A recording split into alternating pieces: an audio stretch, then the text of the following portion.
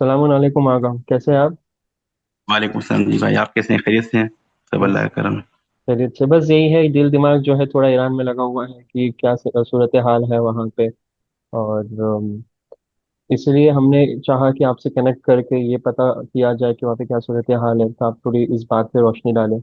और जाहिर सी बात है, इंडिया में भी थोड़ा सा टेंस माहौल है इस Iran US Israel joint war को लेकर।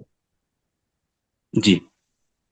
तो और जाहिर सी बात है, आपने जो हमें वीडियोस भेजी थी कुम की रात 1 बजे, वो भी हमने देखा।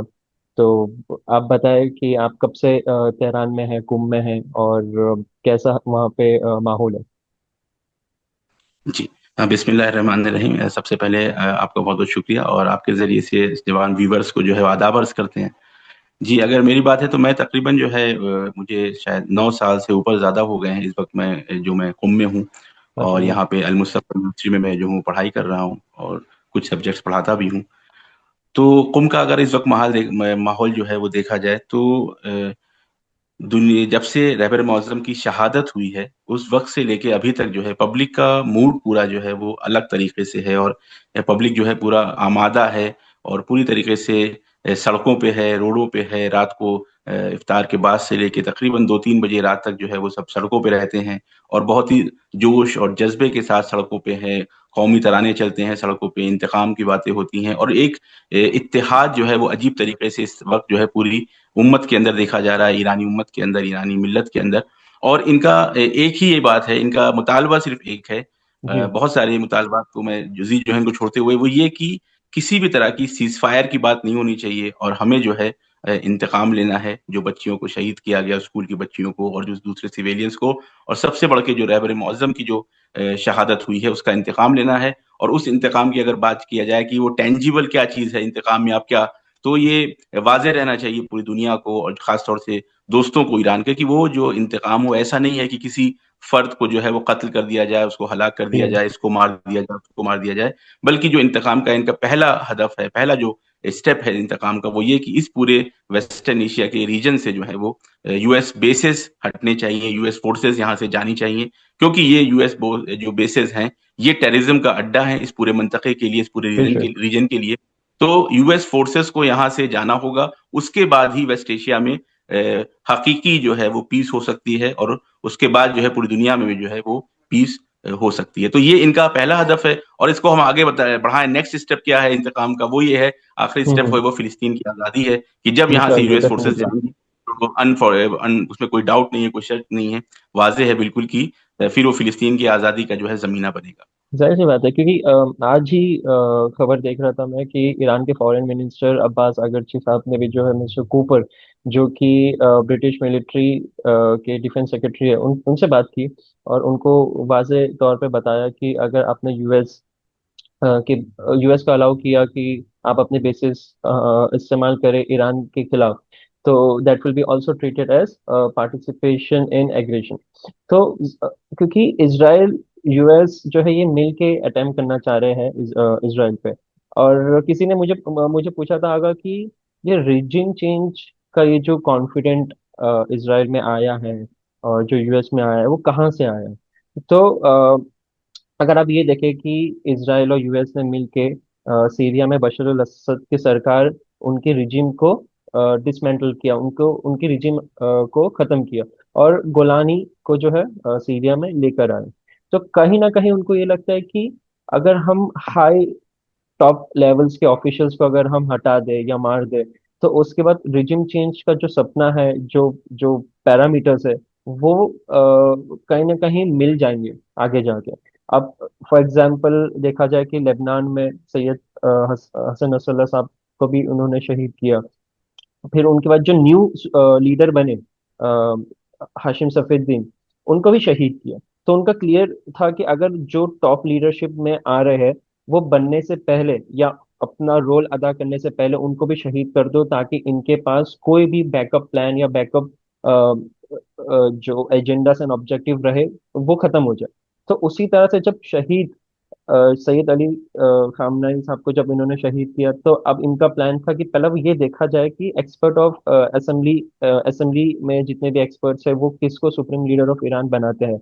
और अब ये जब बात वाजे हो गई, जब प्रेस टीवी ने ऑफिशियली डिक्लेयर किया कि सैयद मुश्तबा खामनेई जो है वो सुप्रीम लीडर ऑफ ईरान बन चुके हैं, अब एक ट्रेंड सा आ गया कि खामनेई इज बैक, खामनेई वापस आ गए हैं, कि बिलियंस ऑफ डॉलर आपने खर्च किया और एक जवान खामनेई को आपने सामने लेकर आ गए। अब इनका हदफ जो है वो एकदम क्लियर है कि आप उनको न्यू सुप्रीम लीडर जो बने हैं उनको जो है शहीद करना है। तो जितने भी लोग ईरान के टॉप ऑफिशियल्स है, कहीं ना कहीं दिल में एक चीज है कि उनको पता है कि वो टारगेटेड है इसराइल के जरिए से। जी बिल्कुल, देखिए एक जो है इसको मिस कैलकुलेशन कह सकते हैं। और ये मिस कैलकुलेशन यूएस और इसराइल करता है, उसकी सबसे बड़ी ये है, मुझे जो वजह है वो ये है कि एक आइडियोलॉजिकल गैप है। दोनों लोग को दुनिया को देखने के जो थॉट प्रोसेस है, उनका जो व्यू पॉइंट है दुनिया को देखने का, वो बहुत अलग है। जी। यूएस को ये लगता है कि ईरान का जो निज़ाम है, निज़ाम विलायत फ़क़ीह, वो कुछ अफराद की बेस पे चल रहा है। और ये बात वो नहीं समझ पा रहे हैं कि अब्बास आराकी साहब ने भी ये कहा कि मुझे ताज्जुब होता है कि अभी तक ये लोग नहीं समझे हैं, दुश्मन हमारा नहीं समझा है कि ये जो सिस्टम है ये कुछ अफराद के बेस पे नहीं टिका हुआ है, ये एक मजबूत आइडियोलॉजी के बेस पे टिका हुआ है। इसमें लाखों शोहदा का खून है। और ये इतना मजबूत सिस्टम है कि कुछ अफराद के शहीद हो जाने से ये सिस्टम कोलैप्स नहीं होने नहीं वाला है। आप करेगा, देखें, करेक्ट। पहले दिन ही जब इन्होंने अटैक किया 28 को, और पहले ही हमले में शुरुआती दौर में इन्होंने जो है आयतुल्लाह सैयद अली खामनेई रहबर मौजूम को शहीद कर लिया। तो अगर सिस्टम को कोलैप्स होना होता तो सिस्टम उस वक्त कोलैप्स होता। लेकिन जी। उसके बाद पूरी मजबूती के साथ तकरीबन 8 दिन का, अगर मैं मुझे याद है सही से मैं कह रहा हूं, तो 8 दिन जो है तकरीबन ये जो निजाम था ईरान का, ये बिना किसी जाहिरी वली फकी, बिना किसी जाहिर रहबर के रहा। और उसके बाद भी पूरी मजबूती से यहाँ की आवाम ने सिस्टम को आके संभाला, वो सड़कों पे उतरी, उसने पूरा सपोर्ट किया इस सिस्टम को, और ये बताया कि आप अगर हमारे रहबर को शहीद कर देते हैं तो रहबर के शहीद होने से या टॉप लीडर्स के शहीद होने से ये सिस्टम कोलैप्स नहीं होने वाला है। और जितनी कुदरत के साथ, जितना ज्यादा अच्छी तरीके से उन्होंने शुरुआती दौर में, जो शुरू के एक हफ्ते में जो जिन्होंने जवाबी कार्रवाई की है और सारे जी। बेसिस पे अटैक करना, रिटेलिएट करना शुरू किया है, और इसराइल के ऊपर भी अटैक करना शुरू किया है, तो उससे वाजे है कि ये सिस्टम जो है वो कुछ अफराद की बिना पे नहीं चल रहा है। दुनिया में नॉर्मली क्या होता है, और अब तक अमेरिका का तजुर्बा यही है कि लीबिया में इन्होंने गद्दाफी को मार दिया तो इनको लगा और वो सिस्टम कोलैप्स हो गया, या मसलन जी। इराक में सद्दाम हुसैन को मार दिया, सिस्टम कोलैप्स हो गया, अफगानिस्तान में कुछ अफराद को मार दिया, सिस्टम कोलैप्स हो गया, और वहां पे सिविल वॉर की कंडीशन आ गई। तो इनको ये लगता है कि ईरान भी दुनिया के मुख्तलिफ दूसरे ममालिक की तरह है कि जहां पे हम कुछ अफराद को अगर शहीद कर देंगे, उनको असैसिनेट कर देंगे, तो ईरान का सिस्टम भी वो कोलैप्स हो जाएगा, जबकि ऐसा बिल्कुल भी नहीं है। और अगर आप आयतुल्लाह सैयद मुश्तबा खामनाई का जो पैगाम आया है, पहला पैगाम आया है उनका, उसको अगर आप जाके उसमें पढ़ें तो उन्होंने कई सारे 7 पॉइंट्स जो है वहां पे 7 चीजें बयान करी हैं। उसमें हर जी। पॉइंट में भी डिटेल में उन्होंने कई सारी बातें कही हैं।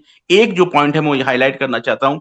तो उन्होंने कुरान की एक आयत पढ़ी है वहां पे, और उस आयत, वो मशहूर आयत है कि जब भी खुदा किसी आयत को हटाता है तो उससे बेहतर जो है ऑप्शन वहां पे उसके लिए लेके आता है। और तो बेशक। उन्होंने ये कहा है कि ये जब सैयद अली खामनेई रहबर मौजूम जब शहीद हुए हैं तो उससे बेहतर जो क़ियादत करी है वो ईरान की आवाम ने आके क़ियादत की। ये अल्फाज है उनके कि ईरान की आवाम ने इस्लामी निज़ाम की क़ियादत करी है उस मौके पे कि जब ज़ाहिरी एतबार से कोई भी कायद, कोई भी रहबर मौजूद नहीं था। और ये बहुत बड़ी बात है कि पूरी आवाम आके, पूरी आवाम सड़कों पे आए और अपनी जिम्मेदारी समझे कि हम डिपेंडेंट नहीं है कि हम इंतजार करें कि फला शख्स ये काम करेगा, फला शख्स ये हम्म। काम करेगा। नहीं, ये हमारी जिम्मेदारी है कि हम इस सिस्टम की हिफाजत करें। और आप देख रहे हैं आज 20 दिन से ज्यादा हो गए हैं, तकरीबन आज 21वां दिन है, आवाम के अंदर वही जोश और जज्बा है, बल्कि बढ़ता जा रहा है। हर दिन के बाद वो जोश में इजाफा हो रहा है और जी। पूरी तरीके से वो दिन पे हैं, वो रोड पे हैं। आप देखें, यहाँ पे लगातार अटैक्स हो रहे हैं, तेहरान में, इस्फहान में, मशहद में, करज में, हर जगह अटैक्स हो रहे हैं।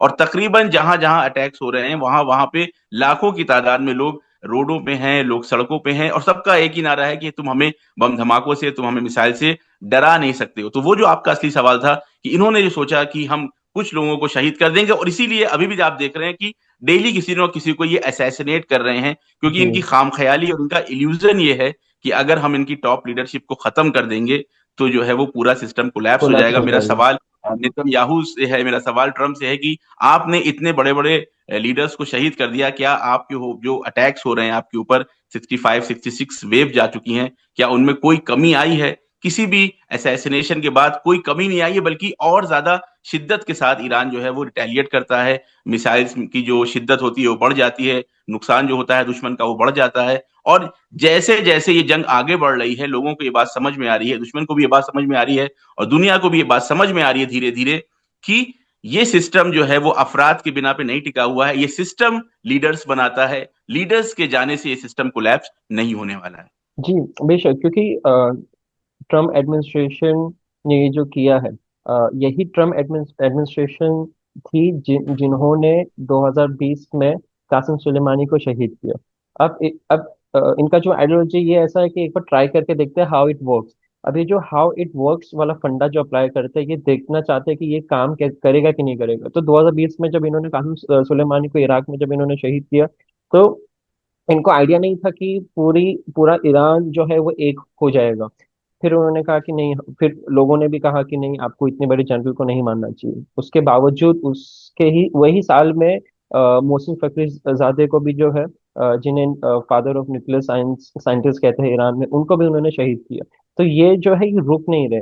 और जैसे कि अगर अगर आपको पता ही है कि इसराइल जो है, ये पिछले काफी एडमिनिस्ट्रेशन से डिमांड कर रहा था कि ईरान पे हमला किया जाए। बराक ओबामा ने कहा कि हम नहीं करेंगे, हम सैंक्शन और डिप्लोमेसी से काम लेंगे। जॉय बाइडेन आए तो जॉय बाइडेन ने कहा कि नहीं, हम वॉर नहीं करेंगे, हम जो है बातचीत के टेबल पे करेंगे। अब ये पागल ट्रम्प जो है, नेतन्याहू को मिल गया, एक पागल को दूसरा पागल मिल गया, और ये दोनों पागल दुनिया को पागल बना रहे।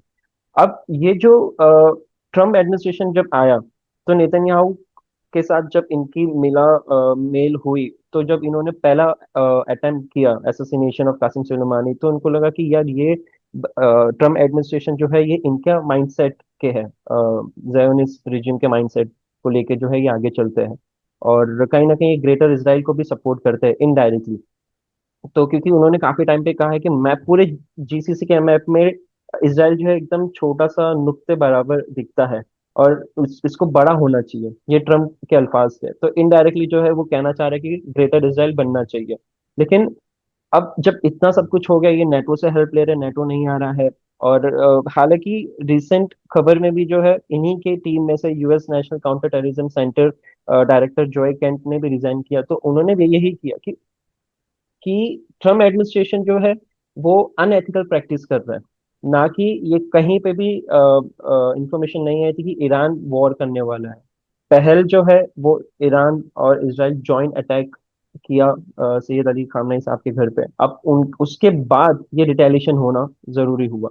तो अगर ये जब रिटेलिएशन जब हो ही रहा है, तो लोग यही सवाल कर रहे हैं, तो फिर ये तो ईरान, यूएस और इसराइल के दरमियान की ये जंग है जिसमें रिटेलिएशन हो रहा है, ईरान रिटेलिएशन कर रहा है, तो ये मुस्लिम कंट्रीज को क्यों ये टारगेट कर रहा है? जी। देखिए, ये सवाल ऐसा है कि आज पूरी दुनिया जो है पूछ रही है, और ख़ास तौर से जो मीडिया है, जिसका काम है कि आपस में लड़ाया जाए लोगों को, वो ये सवाल ज़रूर कर रहे हैं कि मुस्लिम ममालिक पे हमला क्यों किया जा रहा है। तो ये बात जो है, इसको बार-बार जो है यहाँ के ईरान के जो लीडर्स हैं, ईरान के फॉरेन मिनिस्टर्स हैं, यहाँ के जो पार्लियामेंट के जो हेड हैं, उन्होंने बार-बार ये बात कही है। शहीद अली लारीजानी साहब ने ये बात कही थी कि हम अपने जो पड़ोसी ममालिक हैं, जो हमारे नेबर कंट्रीज़ हैं, उनके ऊपर अटैक्स नहीं कर रहे हैं, हम अमेरिकन इंटरेस्ट के ऊपर अटैक कर रहे हैं।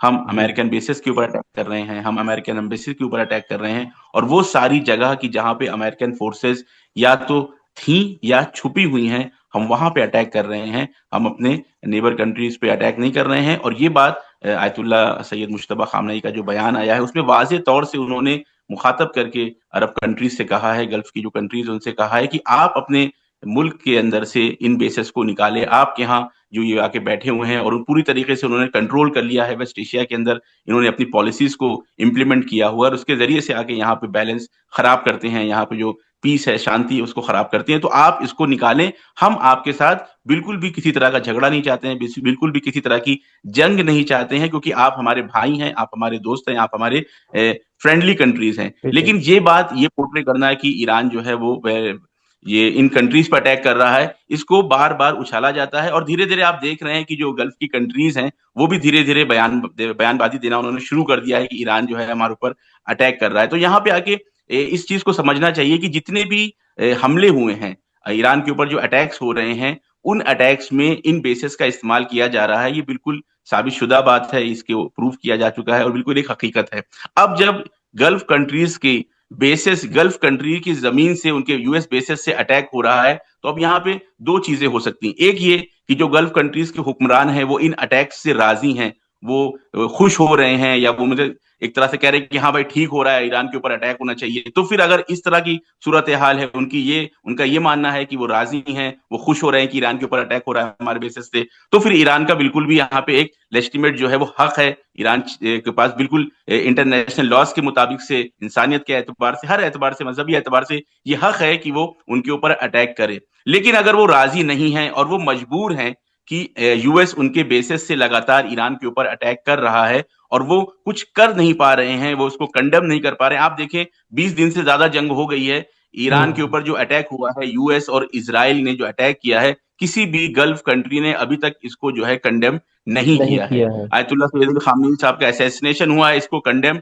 नहीं किया गया है। तो जब आप कंडेम नहीं कर सकते हैं, तो या तो आप राजी हैं या आप मजबूर हैं। अगर आप मजबूर हैं तो आप गुलामी कर रहे हैं यूएस की, तो ईरान आपके ऊपर अटैक करके इन यूएस बेसेस को यहां से निकाल के जो है वो आपके ऊपर एहसान कर रहा है कि आपके अंदर थोड़ा सा इंडिपेंडेंस आ जाए, आप अपने हिसाब से फैसले ले सकें। इसके साथ साथ आप ये चीज भी देखें कि ईरान के जो अटैक्स चल रहे हैं, ईरान जो अटैक कर रहा है वो कितना कैलकुलेटेड है। कहीं करेक्ट। पे भी सिविलियन टारगेट के ऊपर ना, इसराइल के, हत्ता इसराइल के अंदर भी सिविलियन टारगेट के ऊपर ईरान ने अभी तक अटैक नहीं शुरू किए हैं और गल्फ कंट्रीज के अंदर भी सिर्फ उन्हीं टारगेट्स को ईरान जो है बार बार अटैक कर रहा है कि जहां पे यूएस बेसेस हैं, या जहां पे यूएस फोर्सेस हैं, या जो अमेरिकन इंटरेस्ट हैं, चाहे वो आईटी कंपनीज हो, चाहे वो बैंक्स हो, चाहे वो रिफाइनरीज हो, वो सारे ऐसी जगह पे अटैक कर रहा है कि जहां पे अमेरिकन इंटरेस्ट है। तो अगर गल्फ कंट्रीज भी इसी तरीके से, जैसे ईरान गल्फ कंट्रीज को अपना भाई, अपना दोस्त कह रहा है, वो भी ईरान को अपना दोस्त समझते हैं और अपना भाई समझते हैं और उम्मत मुस्लिमा के कॉन्सेप्ट को मानते हैं, तो उनको जी। कोशिश करनी चाहिए कि वो यूएस बेसेस की जो ये एसेट समझ के उन्होंने अपने यहाँ रखे थे और अब वो लाइबिलिटीज बन गए हैं, धीरे धीरे वो इन यूएस बेसेस को अपनी सरजमीन से बाहर निकालें, अपनी सरजमीन खाली करें इस नजासत से। यूएस की जितनी फोर्सेज हैं वो सारी वेस्ट एशिया की सारी कंट्रीज से बाहर निकले। और इसके साथ साथ इतना बड़ा आपने जो हथियार जमा कर रखा है गल्फ कंट्रीज के पास, अगर आप देखें तो सऊदी अरब जो है सबसे बड़ा इंपोर्टर्स है इस पूरे इलाके में वेपन्स का। इतनी बड़ी फौज लेके, इतने ज्यादा हथियार लेके, आपको तो ईरान के सपोर्ट में, मुस्लिम मुल्क के आना सपोर्ट में चाहिए। आना चाहिए था। आपको तो गाजा के जेनोसाइड में ये हथियार उठाने चाहिए थे। आपको इसराइल से लड़ना चाहिए जिसने लाखों गाजा के मजलूमों को शहीद कर दिया, फिलिस्तीनियों की जिंदगियां बर्बाद की, पूरा गाजा उजाड़ दिया। आपको इन सारे हथियार को गाजा में इसराइल के खिलाफ यूज करना चाहिए था, और आप उनके खिलाफ अब बयानबाजी दे रहे हैं, ईरान के खिलाफ बयानबाजी दे रहे हैं कि जो उन लोगों से लड़ रहा है जिन्होंने फिलिस्तीनियों की जिंदगियों को बर्बाद किया। यूएस, बेशक। अमेरिका, ये सब यूएस और इसराइल की जो फोर्सेज हैं उन्होंने फिलिस्तीनियों की जिंदगियों को तबाह और बर्बाद किया। ईरान इनसे जंग कर रहा है तो आपको सपोर्ट करना चाहिए, आपको उम्मत मुस्लिमा के उल्टा वो नाते, खुद उम्मत सामने मुस्लिमा में इतिहाद के नाते उनको ईरान के सपोर्ट सामने करना आके चाहिए, खड़े लेकिन हो गए। आप जो है वो काम नहीं कर रहे हैं। जी, क्योंकि रिपोर्ट ये भी कहती है आगा कि सऊदी अरेबिया जो है वो खुल के ईरान के अपोज में सामने आके जो है वो खड़े हो गए।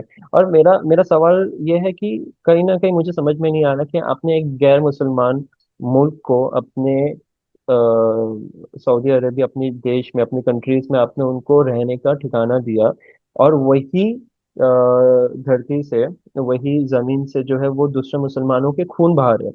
अब ये आपका जो किबला है वो मक्का है या वॉशिंगटन, वो मुझे नहीं समझ में आ रहा। और दूसरी चीज, अगर सऊदी, मेरे हिसाब से, as per my point of view, हो सकता है सबका पॉइंट ऑफ व्यू अलग हो, लेकिन सऊदी क्यों ये खोल के ईरान के सामने आएगा? क्योंकि सऊदी खुद जिस जमीन पे है वो जमीन हिजाज है, जो कि कैप्चर हुई हुई जमीन है। और अ, देखा जाए, फॉर एग्जांपल, इसराइल जो है वो ग्रेटर इसराइल बनाना चाह रहा है। अब सऊदी कहीं ना कहीं उसको पता है कि अगर हम यूएस के अगेंस्ट में गए, या अब्राहम अकॉर्ड के दूर, अब्राहम अकॉर्ड से अगर दूर चले गए या उसको रिकग्नाइज नहीं किया, तो कहीं ना कहीं मोहम्मद बिन सलमान को एसोसिनेट किया जाएगा। और वो मोहम्मद बिन सलमान जो क्राउन प्रिंस है, उसे अपनी जान का खौफ है, इसलिए वो ईरान के सपोर्ट में नहीं आ रहा है, बल्कि ईरान के खिलाफ जा रहा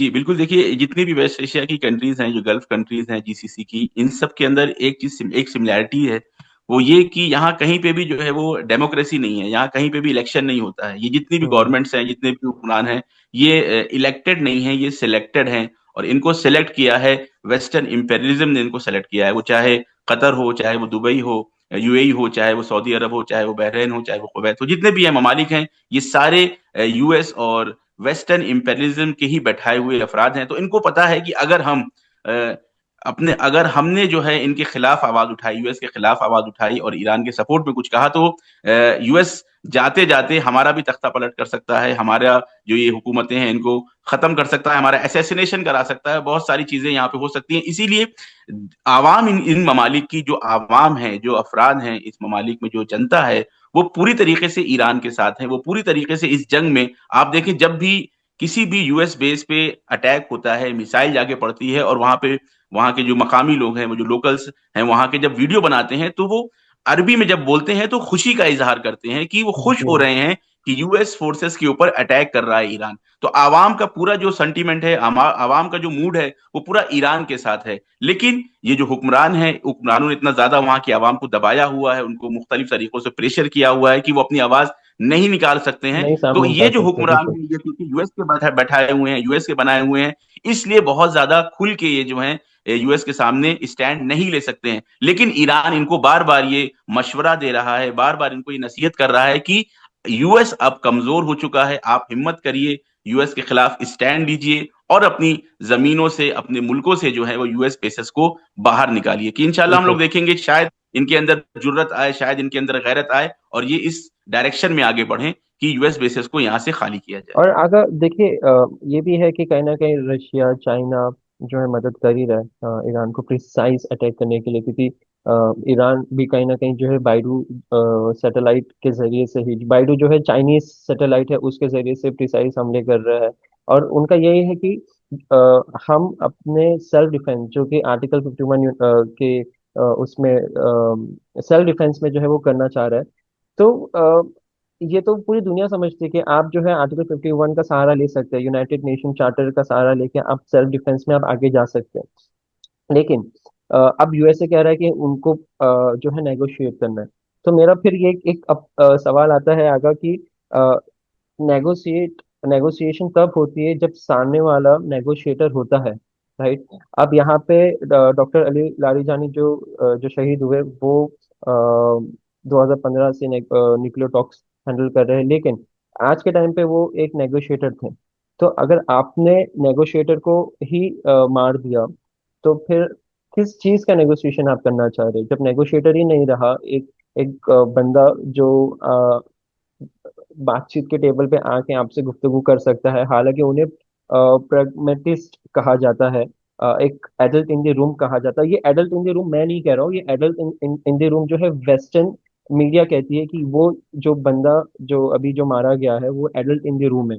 वो एक ऐसे शख्स थे कि अगर वो बैठे तो आप उनके साथ बैठ के डिस्कस कर सकते हो करंट अफेयर्स के बारे में, बहुत सारे मल्टीपल थिंग्स आप you can discuss with him, just like how you can discuss those topic with Qasim Soleimani, right. लेकिन जब आपने उन्हीं को मार दिया, तो अब किस चीज का नेगोशिएट करेंगे? अब सईद जलाली साहब आएंगे, अब उनके साथ नेगोशिएट करेंगे कि अब उनको भी शहीद करने का आप प्लान बनाएंगे? जी, ये यहाँ पे आके आपने जो बात कही कि वेस्टर्न मीडिया को आपने कोट किया, यहाँ पे हमें ये समझना होगा कि ईरान को, और ईरान को समझने के लिए हमें ईरान की आइडियोलॉजी को समझने की जरूरत है, और वो भी ईरान के जो लीडर्स हैं, ईरान के जो इंटेलेक्चुअल्स हैं, उनके जबानी हमको समझने की जरूरत है। एक जो मुश्किल दुनिया में है, खासतौर से इंडिया में है, वो ये कि अनफॉर्चुनेटली पूरा जो इंटेलेक्चुअल क्लास है इंडिया का, वो जी। एक तरह से जहनी तरीके से गुलाम है वेस्टर्न मीडिया का या वेस्टर्न इंटेलेक्चुअल्स का। और वो कोई भी चीज अगर समझना चाहते हैं तो वो वेस्टर्न लेंस और वेस्टर्न चश्मे से समझने की कोशिश करते हैं। करेक्ट। और वेस्ट जो है, क्योंकि वो मेटेरियलिस्टिक है, उसको कभी भी जो है वो इस्लामिक आइडियोलॉजी समझ में नहीं आएगी। तो इस तरह की बात जो होती है कि अली लारीजानी साहब जो है वो एडल्ट इन द रूम थे, और कासिम सुलेमानी अलग हैं, अली लारीजानी अलग हैं, और सईद जलीली अलग हैं, ये सारे इनके एजम्पशंस हैं जो इन्होंने खुद से बनाए हुए हैं। यहाँ पे एक आइडियोलॉजी है, वो है इनकलाबी आइडियोलॉजी है वो ईरान के निजाम की। ये सब जी। लोग इसमें कॉमन है, इसमें कोई भी डिफरेंस नहीं है। ये जब भी बात करते हैं तो ये ईरान की, इनकलाब के, इसके अहदाफ को देख के बात करते हैं। तो ये बात कहना कि अली लारियानी अलग थे, कासिम सुलेमानी अलग थे, काम करने के तरीके सबके अलग होते हैं, आपका अलग हो सकता है, मेरा अलग हो सकता है, लेकिन आइडियोलॉजिकल लेवल पे ये सब एक है। लोग एक हैं, इनके बीच में कोई भी डिफरेंस नहीं है। लेकिन वेस्ट, आप देखें वेस्ट क्या कहता है कि मसलन सैयद अली खामनाई चले गए, अब जो हम्म। मुश्तबा खामनाई आए हैं ये हार्डलाइनर है। ये इनके बनाए हुए जाल टर्म्स हैं, है, ये इनके करेक्ट। बनाए हुए एक तरह से इल्यूजन्स है कि ये चाहते हैं कि हर इंसान दुनिया का किसी भी सिस्टम को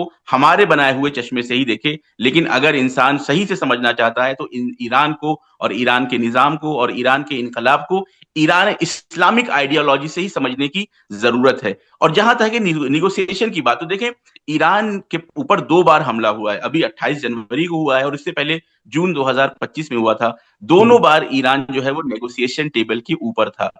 ईरान ने पूरा जो है नेगोशिएशन का माहौल बनाया, नेगोशिएशन के लिए गए, वहां गए, नेगोशिएशन करी, आगे आगे तक बात बढ़ाई। हत्ता आपने देखा होगा कि ओमान के मिनिस्टर का बयान आया है 11 फरवरी फ्राइडे को कि हम बहुत नजदीक हैं, कि ये हम्म। नेगोशिएशन जो है पॉजिटिव रिजल्ट देने वाली है। लेकिन नेक्स्ट डे जो है उनके ऊपर हमला हो जाता है। अब मुझे ये बताया जाए, लेफ्टिस्ट हो, राइटिस्ट हो, सेंट्रलिस्ट हो, किसी भी आइडियोलॉजी का हो, पढ़ा लिखा हो, जाहिल हो, गवार हो, गरीब हो, अमीर हो, वो इसको समझने में उसको दो दूनी चार वाली बात है कि भाई हम तो 2 बार आपसे नेगोशिएशन नेगोशिएट कर कर रहे रहे थे। थे। उसमें अली लारिजानी भी शामिल थे, उसमें ईरान की हुकूमत भी शामिल थी, सब लोग शामिल थे। लेकिन आपने दोनों बार आके हमको धोखा दिया, हमारी टॉप लीडरशिप को शहीद किया।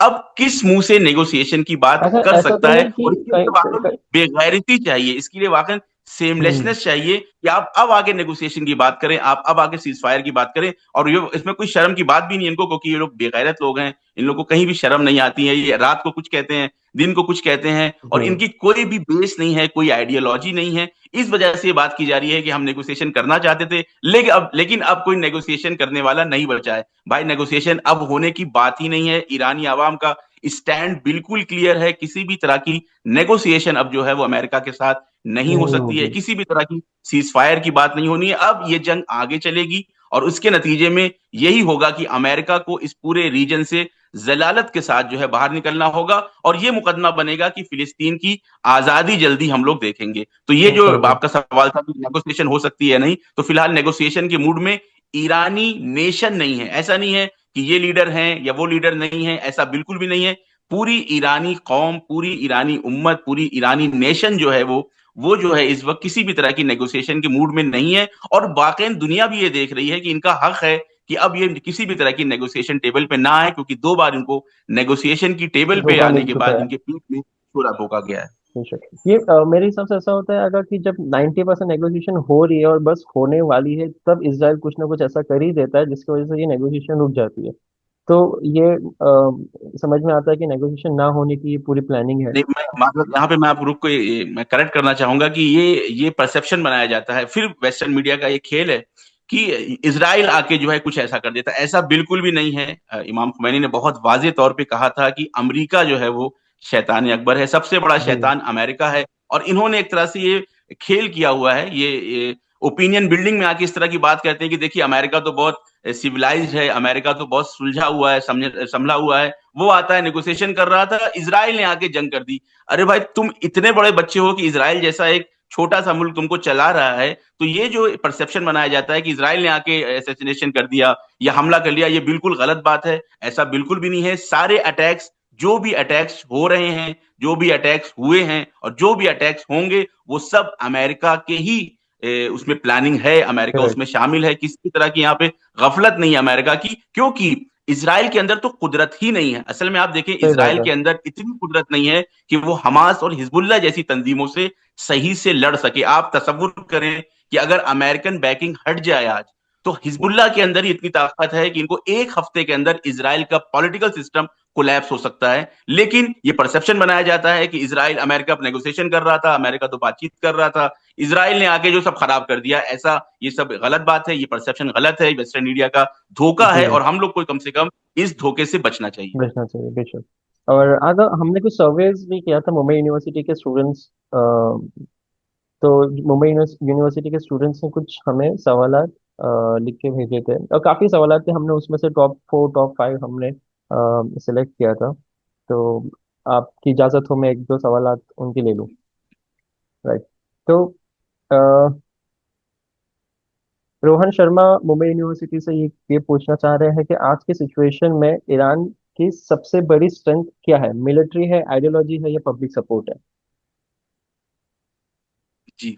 देखिए, सवाल इनका बहुत अच्छा है और काफी समझदारी का सवाल है कि इस मुल्क को देख के ईरान ने जो है वो दुनिया को हैरत में डाल दिया है। जी। क्योंकि एक जमाना था, बहुत दूर नहीं था, एक जमाना था कि अभी भी हमने देखा वेनेजुएला का भी हमारे पास एग्जाम्पल है कि उन्होंने प्रेसिडेंट को उठाया, उनकी बेगम को उठाया, लेके चले गए और पूरा मुल्क जो है वो उनके सामने तस्लीम हो गया। एक गोली भी नहीं चली, जाहिरन खबर इस तरह की नहीं मैंने कहीं पढ़ी कि कहीं से भी रिटेलिएशन या कहीं से भी रेजिस्टेंस हुआ हो। तो ये सवाल आना चाहिए आज के जवानों के जहनों में कि ईरान के पास ऐसी क्या ताकत है कि वो यूएस जैसी सुपर पावर, जाहिर सुपर पावर की दुनिया के जहनों में अभी वो सुपर पावर है, कि इसके सामने कैसे टिका हुआ है। तो जो सवाल है वो सवाल वाकई लायक तहसीन है, इसकी तारीफ होनी चाहिए कि आज का जवान इस चीज को समझ रहा है कि ईरान के अंदर वो क्या ताकत है कि जो यूएस से जो है वो पूरी मोहकम तरीके से ना सिर्फ टक्कर ले रहा है बल्कि उनको हार के दहाने तक भी ले गया। तो जो सवाल उन्होंने कहा है कि सबसे बड़ी ताकत क्या है, आइडियोलॉजी है, मिलिट्री है, या पब्लिक हम्म। सपोर्ट है, तो मैं कहूंगा कि ये एक ट्रायंगल है।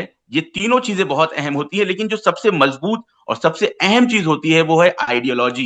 क्योंकि जी। अगर किसी मुल्क के पास, किसी कम्युनिटी के पास आइडियोलॉजी नहीं होती तो फिर वो पब्लिक सपोर्ट भी अपने लिए अर्न नहीं कर पाते, और जब पब्लिक सपोर्ट और आइडियोलॉजी नहीं होती है तो मिलिट्री एतबार से भी वो तैयारी नहीं करते हैं। तो सबसे अहम चीज जो है वो, सबसे अहम चीज जो ईरान के लिए हम कह सकते हैं वो आइडियोलॉजी है। वो जो इनकलाबी फिक्र है जो इमाम खुमैनी ने यहाँ की आवाम के अंदर यहाँ जो शऊर बुलंद किया है, वो जो इमाम हुसैन का जो मकतब है, जो शहादत की आइडियोलॉजी है, और जालिम के सामने तस्लीम ना होने की जो आइडियोलॉजी है, इस आइडियोलॉजी ने ईरान को मजबूत बेस दिया है। और फिर इस आइडियोलॉजी पे तरबियत हुई है पूरी आवाम की। ईरान की 9 करोड़ आवाम जो है वो इसी आइडियोलॉजी के साथ उसकी तरबियत की गई है। उसको धीरे जी। धीरे परवान चढ़ाया गया है कि वो शहादत के लिए आमादा है, वो हर तरह के नुकसान देने को आमादा है। तो जब पब्लिक सपोर्ट आ गया, आइडियोलॉजी आ गई, और फिर अच्छे लीडर्स रहे, यहाँ पे क्यादत अच्छी रही, इमाम खुमैनी की क्यादत रही, फिर रहबर मौज़म आयतुल्लाह सैयद अली खामनेई की क्यादत रही, तो फिर उन्होंने वो तैयारी की जो कुरानी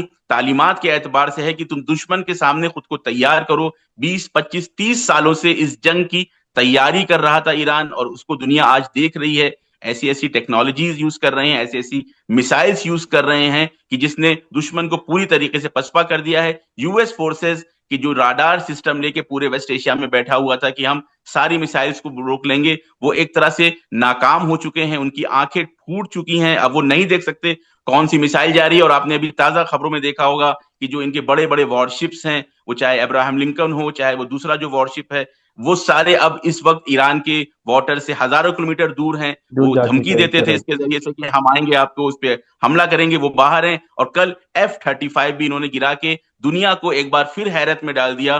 तो मैं ये कह रहा था कि आइडियोलॉजी के बेस पे इन्होंने मिलिट्री की तैयारी भी की है। तो ये सबसे बेसिक चीज जो होती है किसी भी उम्मत के लिए, किसी भी मुल्क के लिए, किसी भी कौम के लिए, वो आइडियोलॉजी होती है कि जिसके बेस पे आके फिर वो पब्लिक सपोर्ट, पब्लिक की तरबियत करते हैं, और फौजी जो है वो अपनी तैयारियों को आगे बढ़ाते हैं। सो आगे जो दूसरा सवाल जो है वो है फैजान अहमद, मुंबई यूनिवर्सिटी। वो पूछना चाह रहे हैं कि यूएस और इसराइल के अगेंस्ट ईरान की करंट मिलिट्री स्ट्रेटजी कितनी इफेक्टिव लग रही है आपको? देखिए, जो सवाल है उसका जवाब अगर हमें समझना है तो हमें जो इस वक्त करंट सिचुएशन है यहाँ वेस्ट एशिया और इस जंग में जो चल रही है, हमें वो देखनी होगी कि जी। ईरान तकरीबन हर रोज जो है वो 2 या 3 वेव्स जो है वो मिसाइल्स की मारता है अपने मुख्तलिफ जो उनके टारगेट्स हैं, खासतौर से इसराइल के ऊपर और और जो नेबरिंग बेसेस हैं कंट्रीज यूएस में। जी। की। और जितने भी जो भी हमले हो रहे हैं उसमें ज्यादा बड़ा जो हिस्सा है वो जो गल्फ कंट्रीज के जो बेसेस हैं यूएस के, उसके ऊपर अटैक होते हैं। और उस वजह से इस वक्त जितने भी जो नुकसान हुआ है, अभी मैं एक रिपोर्ट पढ़ रहा था कि क्या क्या नुकसान हुआ है अमेरिका को अब तक की जंग में। तो अगर उसको हम्म। हम नोट डाउन करें जो अहम पॉइंट्स हैं उसमें ये कि आप देखें कि जितने भी बेसेस हैं यूएस के, वो तकरीबन तकरीबन पूरी तरह से खत्म हो चुके हैं, बहुत ज्यादा उनको नुकसान हुआ है।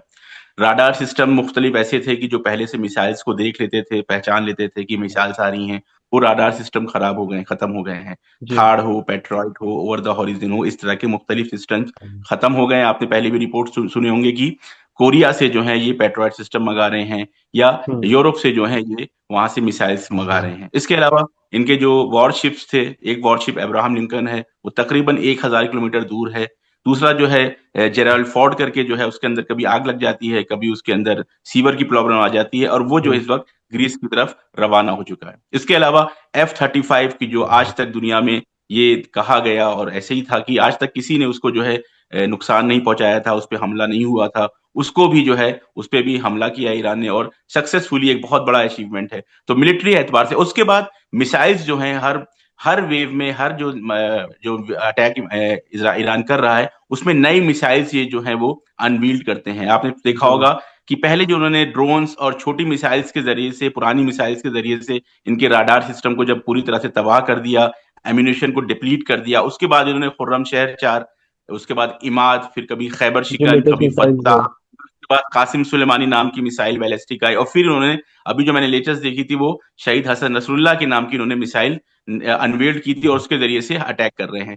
उसके बाद जितने भी अहम टारगेट हैं, जितने भी स्ट्रेटेजिक अहम टारगेट हैं जो अमेरिकन इंटरेस्ट हैं, चाहे वो ऑयल रिफाइनरी हो, चाहे वो गैस रिफाइनरी हो, चाहे वो हैफा की रिफाइनरी हो, चाहे वो बैंक सिस्टम हो, मुख्तलिफ जहां पे भी ईरान चाह रहा है, मिलिट्री तरीके तौर पे ईरान इतना स्ट्रांग है कि वॉरशिप्स को पीछे ढकेल दिया, F-35 को गिरा दिया, कई सारे इनके सुपर टैंकर्स को तबाह कर दिया, और तेल अवीव के ऊपर मुसलसल मिसाइल्स की बारिश जारी है। वहां पे सेंसरशिप हम्म। है, इस वजह से वीडियोस नहीं आ रहे हैं। तो मिलिट्री तौर से ईरान बहुत मजबूत है, और दिन बर दिन जो है गलबा जो है ईरान का बढ़ता जा रहा है, क्योंकि जैसे जैसे वक्त बीतेगा, जैसे जैसे इनका डिफेंस सिस्टम कमजोर होगा, उतना ही ज्यादा इफेक्टिव जो है वो ईरान के हमले होते जाएंगे। बेशक। और आगे यहाँ तक कि अभी एक जो लेटेस्ट न्यूज़ जो अभी सोर्सेज हमारे पास जो आ रही है वो ये है कि डियागो गार्सिया जो आइलैंड है, इंडियन ओशन में ही है बेसिकली, बट उसे अगर मैं कॉन्टेक्स्ट देना चाहूँ तो वो एक ब्रिटिश टेरिटरी का एक हिस्सा है।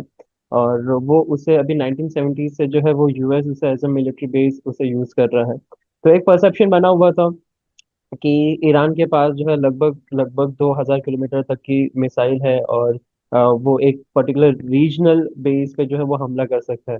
तो जब इन्होंने एक सरप्राइज अटैक जो अंजाम दिया, और ये 4000 किलोमीटर की जो मिसाइल इन्होंने दागी, हालांकि जो गार्सिया जो आइलैंड है, डियागो गार्सिया, ये तकरीबन if I am not wrong वो 2100 से 2700 2500 माइल्स दूर है ईरान से। तो ये 4000 किलोमीटर की मिसाइल इन्होंने मारी है, और ये मारने के बाद इन्होंने सिर्फ बताया है कि हमारे पास ये भी कैपेबिलिटीज है, ताकि हम यहाँ तक भी हम पहुंच सकते हैं।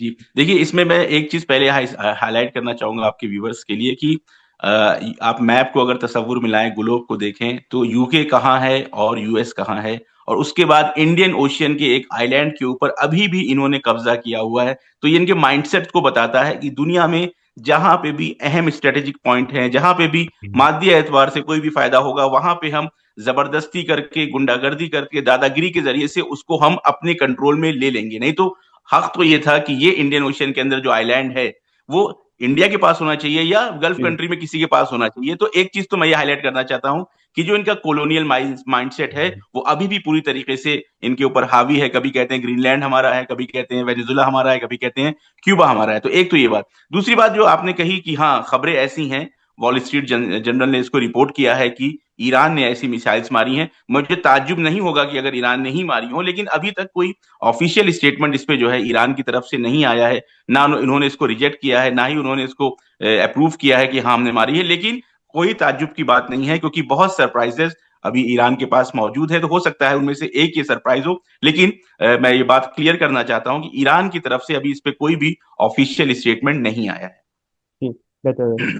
और मरियम सिद्दीकी मुंबई यूनिवर्सिटी से पूछना चाह रही है कि क्या आपको लगता है ये कॉन्फ्लिक्ट मिडिल ईस्ट से बाहर यूरोप या नेटो तक भी फैल सकता है? जी। दुनिया में एक परसेप्शन था, एक सोच थी कि ऐसा होगा कि जब भी ईरान के साथ यूएस की जंग होगी, वॉर होगी, तो जो है वो वर्ल्ड वॉर में कन्वर्ट होगी। लेकिन अभी तक हम देखें, आगे क्या होगा नहीं पता, लेकिन अभी तक के अगर सिनेरियो को हम समझना चाहें तो ये उस तरफ मामला जाता हुआ नहीं दिख रहा है, क्योंकि कोशिश यूएस ने यही करी कि इस जंग में पूरी दुनिया को उलझा दिया जाए। उन्होंने, आपने देखा, रिपोर्ट्स आती रहती हैं, न्यूज आती रहती हैं कि उन्होंने खास तौर से स्ट्रेट ऑफ हॉर्मुज को खोलने के लिए फ्रांस, जर्मनी, ऑस्ट्रेलिया, जापान, जी। साउथ कोरिया और मुख्तलिफ ममालिक से भीख मांगी, गुहार लगाई कि आप आए स्टेट ऑफ हुर्मुज को छुड़ाएं, लेकिन इन सारी कंट्रीज ने इनको मना कर दिया, कह दिया कि इस जंग में और स्टेट ऑफ हुर्मुज को खुलवाने में जो है वो हम नहीं पड़ेंगे, हम नहीं आएंगे। तो एक सिंबॉलिक, आप कह सकते हैं कि इससे समझा जा सकता है कि दुनिया जो है वो समझ रही है कि ये जंग हमारी जंग नहीं है, ये जंग जो है वो जुल्म है। हालांकि यूरोपियन यूनियन भी जो है वो जालिम है, ऐसा नहीं है, लेकिन आज कमजोर हो चुके हैं, इसलिए वो इसमें नहीं पड़ना चाह रहे हैं। इसी के साथ साथ ये चीज भी समझ में आती है कि नेटो, क्या नेटो इसमें शामिल होगा? फिर अगर आप ट्रंप के बयानात को देखें तो ट्रंप ने आके नेटो को बहुत लताड़ा है, बहुत मजम्मत करी है, और कहा है कि नेटो इतना खराब है, इतना बदतमीज है कि हमारी बात नहीं सुनता है, हम कितना उसके ऊपर इन्वेस्ट करते हैं, सारा पैसा हम लगाते रहते हैं, लेकिन जब हमें जरूरत है तो वो नहीं आ रहे हैं। तो नेटो भी जो है वो इस जंग में नहीं पड़ने वाला। और आपने अगर न्यूज देखी हो, कल की न्यूज है कि नेटो ने ऑफिशियल ये बयान दिया है कि इराक के अंदर से हमारी सारी फोर्सेस हमने हटा ली हैं, हम बाहर जी निकाल रहे हैं इराक के अंदर से। और इससे पहले इराक के अंदर अमेरिकन एम्बेसी ने खास तौर से ये एडवाइजरी थी, इमरजेंसी एडवाइजरी जारी की थी कि जिस रास्ते से अमेरिकन यहां से निकल सकते हैं, भाग सकते हैं, भागें। तो इराक एक तरीके से नेटो फोर्सेस से और अमेरिकन फोर्सेस से खाली हो गया है। तो अगर सवाल का जो जवाब, सवाल जो था कि क्या वर्ल्ड वॉर की तरफ बात जा रही है, क्या नेटो इसमें शामिल होगा, फिलहाल जो है वो ऐसा लग रहा है कि नेटो और दुनिया की दूसरी जो कंट्रीज हैं वो इस जंग में हिस्सा नहीं लेने वाले हैं। हालांकि यूएस की पूरी कोशिश थी कि पूरी दुनिया को इसके अंदर इन्वॉल्व किया जाए और ईरान को किसी तरह से दबाया जाए, ईरान के ऊपर प्रेशर बनाया जाए, लेकिन ईरान पूरी तरीके से इस जंग में कुदरत के साथ डटा हुआ है और अपने दुश्मनों को बहुत अच्छी तरीके से पीछे ढकेल रहा है। जी। क्योंकि इवन ट्रम्प का एक स्टेटमेंट ट्रम्प एडमिनिस्ट्रेशन की तरफ से भी आया था कि हमने उनका न्यूक्लियर वेपन जो है वो हमने काफी हद तक जो है डिस्ट्रॉय किया, हमने उनके मिलिट्री बेसिस को, मिसाइल डेवलपमेंट पॉइंट्स को हमने डिसमेंटल कर दिया है, बॉम्ब गिरा के एंड ऑल दैट। अब हमें स्ट्रेट ऑफ हॉर्मोज से हमारा कोई लेना देना नहीं है। द रीजन इज कि हम वहां से तेल लेते नहीं है, बट अब जिन्हें स्ट्रेट ऑफ हॉर्मोज से लेना देना है और वो खुलवाना चाहते हैं तो हम आपकी मदद कर सकते हैं, लेकिन हमारा जिम्मेदारी नहीं है कि हम उसे खुलवाएं। Trump administration was very eager to understand and to say कि हम ये स्ट्रेट ऑफ हॉर्मोज खोल के रहेंगे। इन्होंने नेटो से भी मदद मांगी, एज यू सेड अर्लियर, और फिर यूके से भी उन्होंने मदद मांगी, कहीं से भी उनको जब मदद नहीं मिली तो अब वो जो है वो कहना चाह रहे हैं कि ये स्ट्रेट ऑफ हॉर्मोज से हमारा कोई लेना देना नहीं है क्योंकि हम यहाँ से ऑयल लेते ही नहीं है।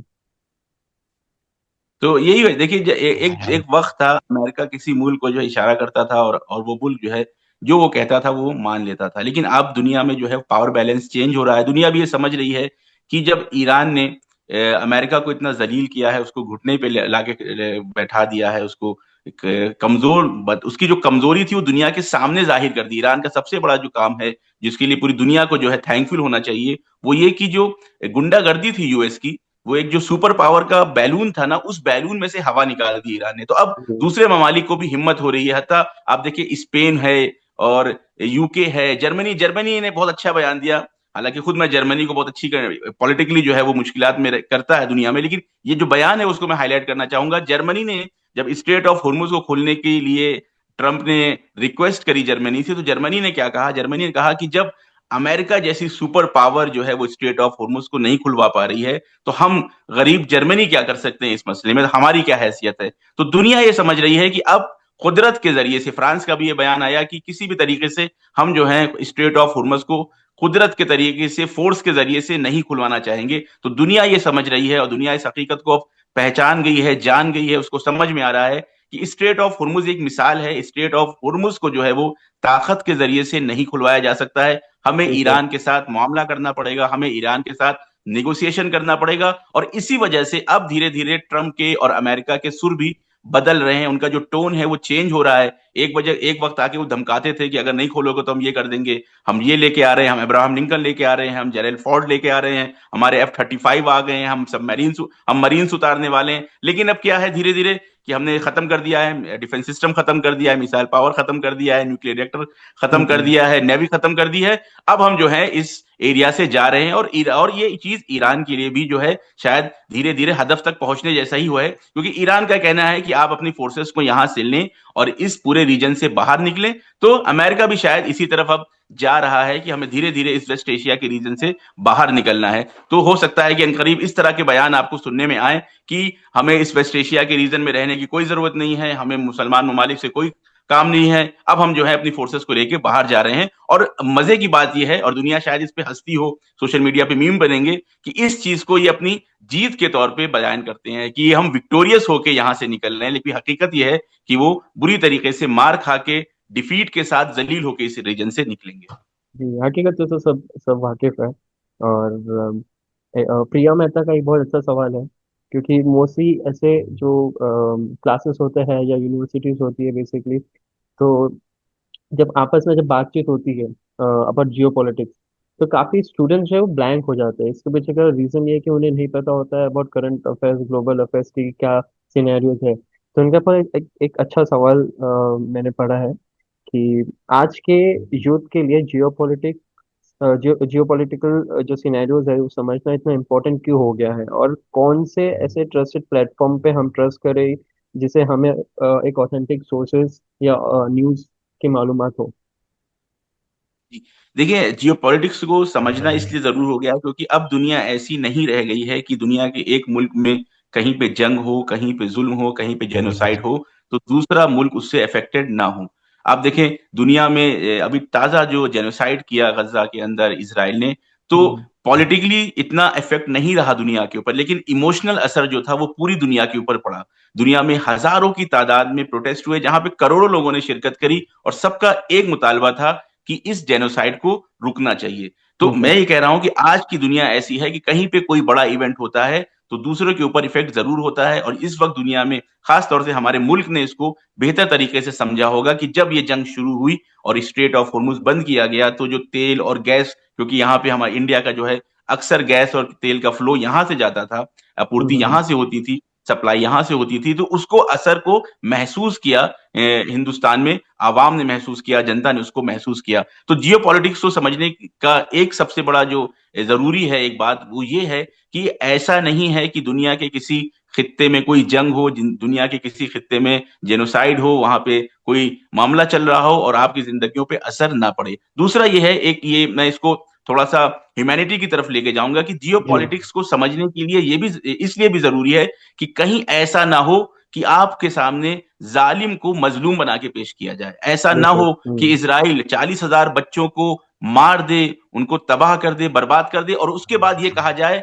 कि इसराइल जो है वो मजलूम है, इसराइल जो विक्टिम है। तो जियो पॉलिटिक्स को समझने की एक सबसे बड़ी वजह ये हो सकती है कि आप जाने कि दुनिया में जालिम कौन है, दुनिया में मजलूम कौन है, दुनिया में हक के साथ कौन है, दुनिया में बातिल के साथ कौन है, कौन जुल्म कर रहा है, कौन ऑप्रेसर है, कौन जुल्म सह ये रहा है, समझना कौन बहुत मजलूम है, जरूरी है। कौन ऑप्रेस्ड है। नहीं तो क्या होगा, दुनिया का मीडिया, दुनिया का मेन स्ट्रीम मीडिया इतना खतरनाक हो चुका है, इतना खूंखार हो चुका है कि वो हक को बातिल बना देगा, वो ऑपरेसर को ऑपरेस्ड बना देगा और ऑपरेस्ड को ऑपरेसर बना देगा। वो ये कहेगा आपसे कि फिलिस्तीनी जो है वो इसराइलियों पे जुल्म कर रहे हैं, फिलिस्तीनियों ने आके जो है इसराइलियों की जिंदगी तबाह और बर्बाद कर दी है। और अगर आप अपडेट नहीं होंगे, अगर आपका स्टडी नहीं होगी, आप जियो पॉलिटिक्स को नहीं समझते होंगे, तो आप इस बात को कबूल कर लेंगे। आपसे कहा जाएगा कि ईरान दुनिया के लिए सबसे बड़ा खतरा है, और आप बिना हकीकत के जाने इसको कबूल, जबकि सबसे बड़ा खतरा पूरी दुनिया में पिछले 200-250 साल से वो अमेरिका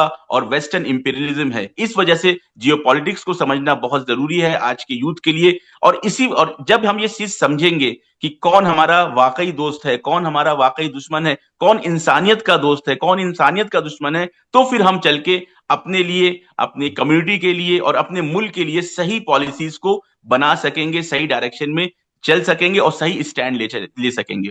दूसरी बात जो उन्होंने सवाल में करी कि कौन से मोतबर प्लेटफॉर्म है, कौन सही प्लेटफॉर्म से जहां से न्यूज लिए जाए, तो मैं ये जी। कहूंगा कि आज दुनिया में मुतलकन टोटली कोई नहीं कहा जा सकता कि ये प्लेटफॉर्म जो सही है और ये प्लेटफॉर्म जो गलत है। मतलब करेक्ट। किसी पे भी ब्लाइंडली जो है ट्रस्ट करना, ये आज खतरनाक हो सकता है, फैटल हो सकता है। मैं मिसाल आपको दूं कि आज ट्विटर की बात की जाती है, ट्विटर को कहा गया कि जो है ट्विटर के अंदर जो है सही ओपिनियन होता है, लेकिन बाद में ये बात समझ में आई कि ट्विटर के अंदर किस तरीके से ओपिनियन मैनिपुलेट किया जाता है। Facebook correct. है, ट्विटर है, इंस्टाग्राम है, यूट्यूब है, तो किसी के ऊपर ब्लाइंडली ट्रस्ट नहीं किया जा सकता। और ये आज के स्टूडेंट्स को, आज के जवानों को पूरा एक स्टडी इस पे करनी पड़ेगी कि हम किस तरीके से हकीकत तक पहुंचे। इसके लिए एक्सपर्ट से मिलना पड़ेगा, एक्सपर्ट से बात करनी पड़ेगी। हो सकता है कि आप मल्टीपल सोर्सेस से न्यूज को देखें और खुद अपने मुताले के बेस पे, अपनी स्टडीज के बेस पे आपने इतना मुतालिया किया हो, आपने इतनी पढ़ाई करी हो उस मौजू के बारे में, उस टॉपिक के बारे में, कि आप समझ सके। मसलन मिसाल देना चाहता हूं मैं, कि अगर आपसे कोई ये कहे, फर्ज करें, एक मैं आपको हम्म। एग्जांपल देता हूं हम्म। कि इसको रिलेट करेंगे, आपसे कोई ये कहे कि ईरान के अंदर औरतों पे जुल्म होता है, ईरान के अंदर औरतों को उनके हुकूक नहीं दिए जाते हैं, तो अगर आप जियो पॉलिटिक्स और आप अपडेट नहीं है ईरान के हालात के ऊपर, तो आप क्या कहेंगे? कहेंगे बिल्कुल सही कह रहे हैं, मुसलमानों में तो यही होता है, औरतों को दबा के रखा जाता है, ईरान भी मुस्लिम कंट्री है तो औरतों को दबा के रखा जाता है, आप फॉरेन डिसीजन ले लेंगे।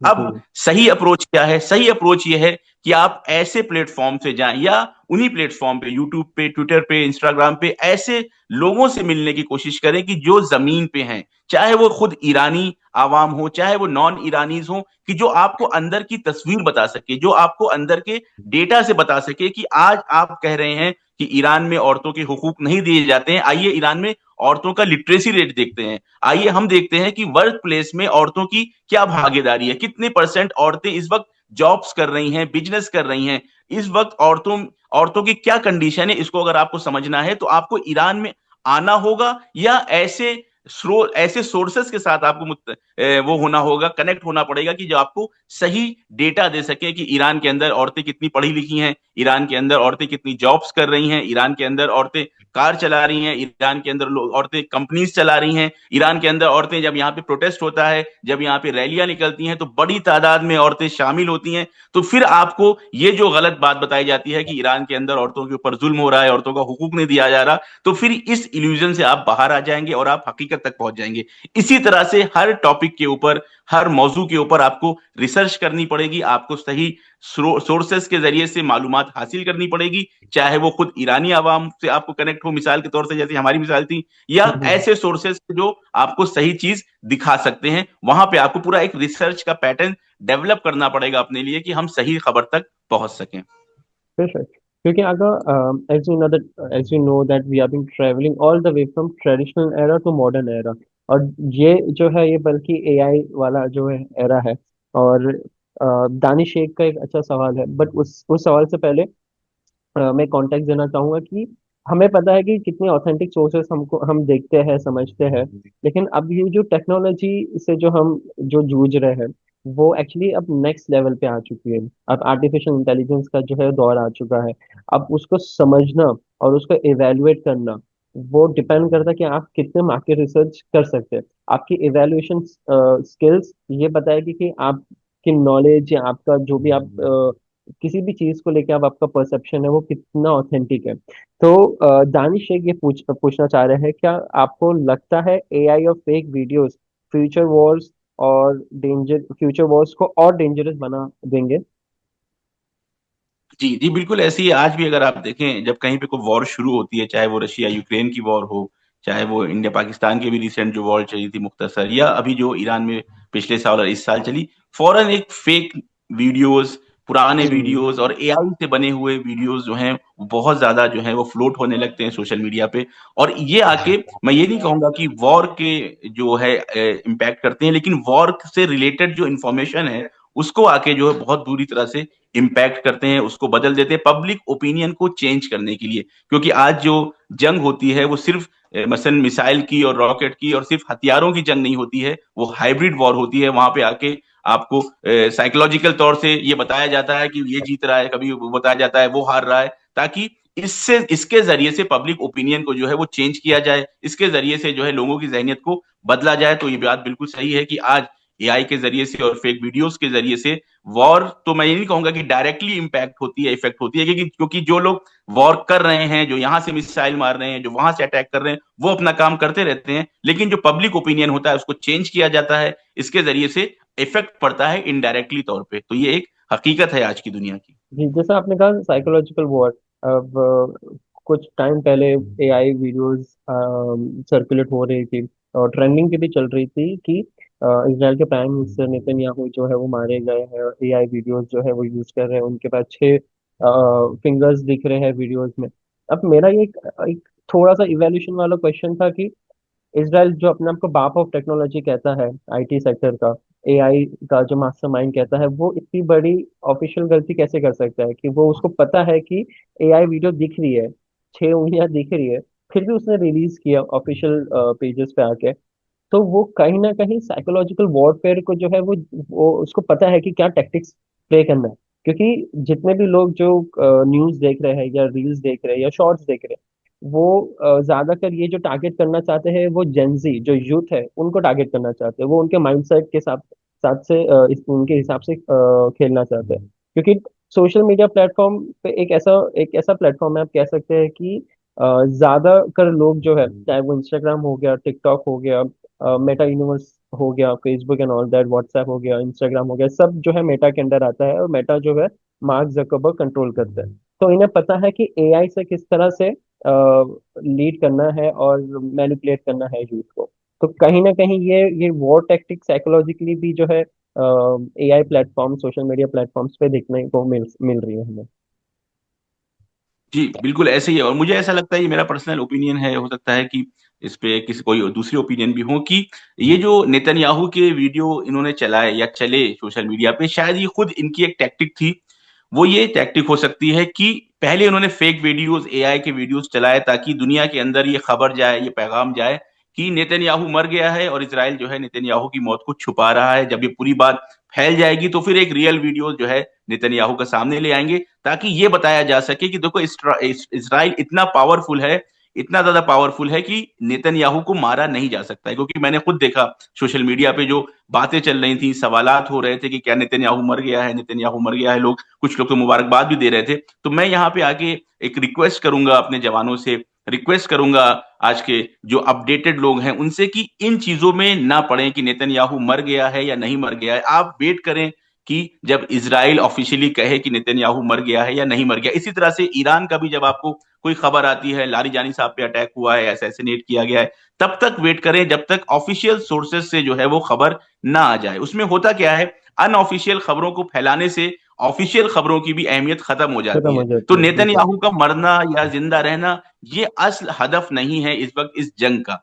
असल हदफ जो है वो ईरान का, वो ये है कि हम इस जो सिस्टम है, जो ये जुल्म का सिस्टम है, ऑपरेशन का सिस्टम है, जो इसराइल कर रहा है, अपार्थाइड सिस्टम उन्होंने फिलिस्तीनियों के ऊपर पूरी तरह से लागू किया हुआ है, हम इस सिस्टम को खत्म करना चाहते हैं। हम यूएस बेसिस को खत्म करना चाहते हैं, ना कि हम इस अफराद को मारना चाहते हैं या इसको मारना चाहते हैं या इसको मारना चाहते हैं। और क्योंकि मैं ये बात कह रहा हूं पूरे यकीन से, मुझे पता है ये बात, कि ईरान जो है उसकी पॉलिसी रसूलुल्लाह की पॉलिसी है, उसकी पॉलिसी इस्लामिक आइडियोलॉजी के बेस पे बनी है। तो इनकी कोशिश ये रहती है कि कोई भी जंग हो, कम से कम खून बहाया जाए अपने गोल्स तक पहुंचने के लिए। तो बिल्कुल। अगर यूएस फोर्सेस खाली कराने हैं और उसमें 5,000 यूएस फोर्सेस मर रही हैं, तो ये कोशिश करते हैं कि 5 की जगह 4,000 मरे, 4,000 की जगह 3,000 मरे। तो असली टारगेट लोगों को मारना नहीं है ईरान का टारगेट चंगेज खान नहीं बनना है। चंगेज खान जो है वो इसराइल का आइडियल है। कि आपने देखा होगा करेक्ट। नेतन्याहू ने जो बात कही है कि आज की दुनिया चंगेज खान की जबान समझती है, तो इसराइल जो है वो चंगेज खान की आइडियोलॉजी पे चल रहा है, कि जिसका असली टारगेट ये होता है कि ज्यादा से ज्यादा कैजुअलिटीज को जो है हम, ये दुश्मन अपने जो मुखालिफ है उसके ऊपर करें। इसीलिए बच्चों के स्कूल पे अटैक करता है। मैं रिपोर्ट देख रहा था यहाँ पे, रेड क्रिसेंट की रिपोर्ट देख रहा था, ऑफिशियली 500 से ज्यादा स्कूल पे अटैक हो चुके हैं। वो हम्म। इस यहाँ पे क्योंकि जंगी माहौल है तो एहतियातन जो है स्कूल में बच्चे नहीं होते। लेकिन कोशिश ये है इसराइल की कि ज्यादा से ज्यादा लोगों को मारा जाए, ज्यादा से ज्यादा लोगों को का खून बहाया जाए। लेकिन इसके बरक्स ईरान की ये कोशिश रहती है, ईरान का ये वो प्लान रहता है कि कम से कम लोगों का खून बहाया जाए, कम से कम लोगों को मारा जाए। इसलिए मैं ये हाईलाइट जो बात हो रही थी, मौजू ये था कि कोई मर गया है या कोई नहीं मरा है, इसमें बहुत ज्यादा ना उलझें, इसमें बहुत ज्यादा वक्त ना लगाएं। जब उसकी मौत आनी होगी तो उसकी मौत आ जाएगी। इसराइल खुद ही जो है आके बता देगा कि नेतन्याहू मर गया है या नहीं मर गया है। असल चीज ये है कि आप ये देखें कि किसके गोल्स अचीव हो रहे हैं इस जंग में। क्या लोगों को असैसिनेट करने से ईरान का सिस्टम कोलैप्स हो रहा है? क्या लोगों को असैसिनेट करने से ईरान कमजोर पड़ रहा है? ऐसा बिल्कुल भी नहीं है। इस वजह से किसी एक फर्द के शहीद हो जाने से या किसी एक फर्द के हलाक हो जाने से कोई फर्क नहीं पड़ता इस जंग में। ये जंग पूरी अपनी ताकत के साथ ईरान जो है इस जंग को आगे लेके चल रहा है। तो आइडिया, आप जो बात कह रहे थे कि एआई की वीडियोस, कभी कभी क्या होता है, दुश्मन खुद अपने जो है fake videos, fake image, fake news जो है अपने बारे में फैलाता है पहले मीडिया पे, सोशल मीडिया पे, कि उसको पकाया जाए, उसको जब उससे बहुत ज्यादा उसका माहौल बन जाए कि हाँ ये हो गया है, तो फिर आके वो असली न्यूज को, जैसे कि आपने हमने भी देखा कि नेतन्याहू के मरने के बारे में बहुत सारे वीडियोस, बहुत सारी इमेजेस चलती रही और उसके हम्म। बाद आके नेतन्याहू ने स्पीच दी है, लाइव स्पीच दी है, जिससे वाजे हुआ कि वो अभी नहीं मरा है। तो इन चीजों के बीच में हमें नहीं पड़ना चाहिए। दुश्मन हमारे जहन से खेलना चाहता है, इसराइल अमेरिका अपनी टेक्नोलॉजी के बेस पे हमारे जहन से खेलना चाहते हैं, हमारे ओपिनियन को चेंज करना चाहते हैं, और कहीं ना कहीं ये आज के जवानों को, आज की नस्ल को नाउम्मीद करना चाहते हैं। वो चाहते हैं बेशक, राइट। कि किस तरीके से लोगों के जहनों के अंदर ये डाल दें कि यूएस और इसराइल को हरा पाना ये मुमकिन नहीं है, नाउमीदी क्रिएट कर दें, ताकि धीरे धीरे ये नाउमीदी पूरे जो जवान नस्ल है उसके जहनों में चली जाए, और उनको फिर ये लगने लगे कि ईरान भी जो है वो इनसे नहीं जीत सकता। लेकिन हकीकत इसके बिल्कुल ऑपोजिट है। इस वक्त ईरान बहुत ही स्ट्रांग पोजीशन में है। अमेरिका यहां से निकलने के प्लान कर रहा है, उसको एग्जिट डोर नहीं मिल पा रहा है, वो चाह रहा है किसी तरीके से हम इस जंग से जो है निकल सके। लेकिन ईरान जो है उस जंग को आगे लेके जा रहा है अपने गोल्स को पूरा करने तक, कि पहला स्टेप उसका यह है कि इस पूरे रीजन से जो है यूएस बेसिस खाली हो, और उसके बाद जमीना बने इंशाल्लाह। ये जो है एक मुकदमा बनेगा फिलिस्तीन की आजादी का। बेशक। और जब ये मैंने देखा था अगर कि इन्होंने कहा था कि चंगेज खान का जब आइडियोलॉजी इन्होंने एक्नॉलेज किया था, और कहा था कि जैसे जो जीसस क्राइस्ट जैसे लोग हैं, ये लोग जो है सिर्फ मर जाते हैं, और अगर आप चंगेज खान जैसे बनोगे, पावरफुल बनोगे, जुल्म करोगे, तो अपनी बात आप मनवा सकते हो। तो मतलब इनका जो एक लॉजिकल बंदा भी होगा वो समझ जाएगा कि ये किस आइडियोलॉजी पे ये चल रहे हैं, क्या थियोरेटिकल नॉलेज पे ये लोग चल रहे हैं। तो ये बहुत अफसोस था, लेकिन शॉकिंग भी था मेरे लिए कि ये किस तरह से जो है चंगेज खान का एक एग्जाम्पल और देखिए उनके ये एग्जाम्पल पे चल रहे हैं। दु- दुनिया दुनिया ने दुनिया को ये समझना चाहिए था पहले भी कि जब जो आइडियोलॉजी, जो सिस्टम, जो मुल्क, जो कंट्री 40,000 बच्चों को मार सकता है, तो शायद चंगेज खान भी उसके आगे शर्मसार हो जाए, चंगेज खान भी जो है सर झुका के खड़ा हो जाए कि नाम मेरा बदनाम है, मैंने भी बहुत लोगों को मारा, लेकिन इतने कम हम्म, अरसे में, इतने कम टाइम में, इतने छोटे खित्ते के अंदर, इतने छोटे से दिल्ली एनसीआर के जितने एरिया में 40,000 बच्चों को मार देना, लाख सवा लाख लोगों को मार देना, उसके बाद पूरा वो एरिया बर्बाद कर देना। चंगेज खान भी शायद इस पे आके शर्मा जाए, लेकिन ये लोग इसी आइडियोलॉजी को मानते हैं। इनको, इनके अंदर बिल्कुल भी इंसानियत नहीं है, ये शैतान के मानने वाले हैं, ये बर्बर हैं, ये बहुत ज्यादा जालिम है। दुनिया को धीरे धीरे ये बात समझ में आएगी, और आ रही है। पहले गाजा के जेनोसाइड से समझ में आई, और अब ये खुद आके एक्नॉलेज कर रहे हैं कि हम चंगेज खान के मानने वाले हैं, और उसी तरीके से जो है दुनिया पे जुल्म फैलाना चाहते हैं। बेशक। और बस आगे एक आखिरी सवाल है कि अ, ये इकरा खान का सवाल है कि एक ऐसी क्या रिस्पॉन्सिबिलिटी है सोशल मीडिया यूजर को इस वॉर टाइम में, कि हम कौन सी ऐसी चीज को अवॉइड करें। तो एक तो आपने कह दिया कि जैसा फेक न्यूज और एआई न्यूज जो है वो उससे पहले पहली चीज है कि अवॉइड करें। इवेल्युएट करें आप अपने लेवल पे कितनी ऑथेंटिक है, और अपने लेवल पे सोर्सेज आप देखें कि आप कहाँ से सोर्स से इंफॉर्मेशन आप एक्नॉलेज कर रहे हैं। और ऐसी कौन सी चीज हो सकती है आपके हिसाब से कि अवॉइड करना चाहिए। जो सबसे ज्यादा मैं पर्सनली इस चीज को बहुत ज्यादा हाईलाइट करता हूँ जवानों की, वो ये कि सेंसेशन से बचने की कोशिश करें। आज की जनरेशन है, जेंजी है, मैं समझ सकता हूँ कि सेंसेशन, फौरन ये न्यूज आई तो फौरन हमने जो है वो अपने दूसरे ग्रुप में फॉरवर्ड कर दिया, ये हो गया। वो चाहे आपकी आइडियोलॉजी को सपोर्ट कर रही हो, जिसको आप सपोर्ट कर रहे हो उसके हक के, उसके बारे में हो, या उसके अगेंस्ट हो, किसी भी बात को ब्रेकिंग न्यूज, सेंसेशनल जैसे कि आज मीडिया में होता है, उस चीज से बचना चाहिए। सबसे पहले एक न्यूज आई है, हम चेक करें, जैसा कि अभी आपने भी कहा कि क्या वो ऑथेंटिक है, क्या वो सही न्यूज है, सही सोर्स। मसलन फर्ज करें कि जैसे कि कहा कि ईरान ने जो है वो हमला कर दिया है टर्की के ऊपर, ईरान ने हमला कर दिया अजरबैजान के ऊपर, तो अब जी। हमारे दोस्त जल्दबाजी में ना आ जाए, देखिए टर्की पे हमला क्यों कर दिया, अजरबैजान पे क्यों हमला कर दिया। नहीं, आप पहले रुके, पहले देखें क्या ईरान ने एक्नॉलेज किया है, क्या ईरान ने कहा है कि हमने किया है। क्योंकि ईरान का तरीकेकार ये है कि वो जहां पे भी अटैक करता है वो बताता है, प्रेस रिलीज आती है, स्पोक पर्सन वीडियो में आके बताता है हमने इस बेस पे मारा, हमने दुबई में मारा, हमने कतर में मारा, वो चीज बताते हैं। तो मैं मिसाल दे रहा था कि इस तरह से ना करें, आप पहले चेक करें ऑथेंटिक सोर्सेज से कि क्या ये खबर सही है, क्या ये फेक न्यूज तो नहीं है, ये गलत न्यूज तो नहीं है। तो अपने अंदर सबसे पहले हम थोड़ा सा सुकून लाएं, अपने थोड़ा सा संयम लाएं, थोड़ा सा हम सब्र के साथ चेक करें, और सेंसेशन में ना पड़े कि फौरन ये खबर जो है हमें सबको बतानी है। पहली चीज तो ये है।